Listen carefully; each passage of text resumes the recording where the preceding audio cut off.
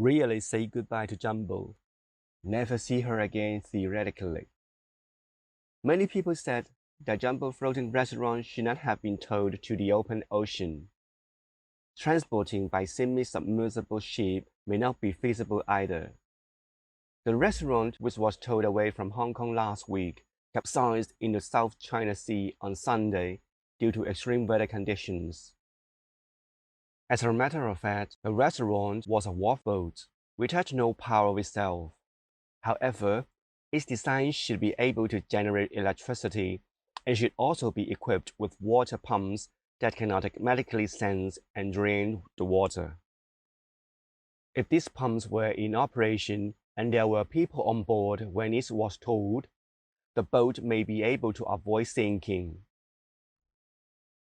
Instead, if all the equipment on board were turned off and it was towed away as a dead boat, it may end up turning over.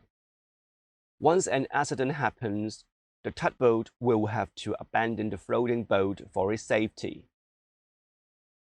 As for Jumbo Group's Tai Pak floating restaurant, which was shipped to Philippines in 1999, with a semi-submersible transport ship, the larger size of Jumbo restaurant may result in expensive transportation fees and not that feasible.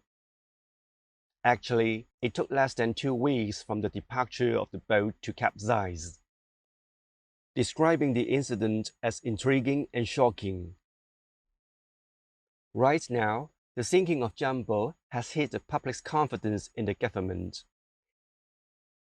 It is asked that the government informs whether the Marine Department knows the destination of route of Jumbo when permitting it to leave Hong Kong, and whether the government would launch an in-depth investigation into the incident.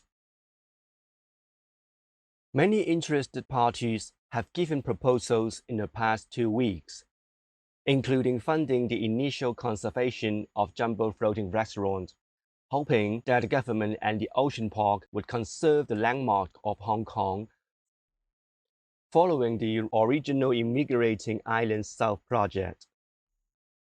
Therefore, it was also concerned about the reason why the government refused to take any of the proposals. In addition, many people ask whether the observatory will provide the weather, hydrographic conditions, and comprehensive data of the South China Sea on June 18th for analysis by the public and experts.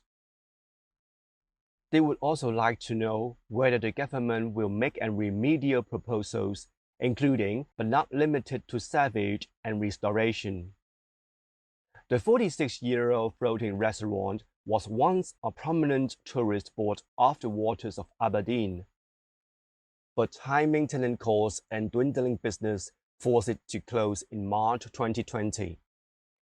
It's not just an attraction, it's a historical item in Hong Kong, and I believe that we can have saved not just the Jumbo, not just the ship, maybe some stories we can keep for our next generation to let them know that the interesting restaurant had existed in Hong Kong.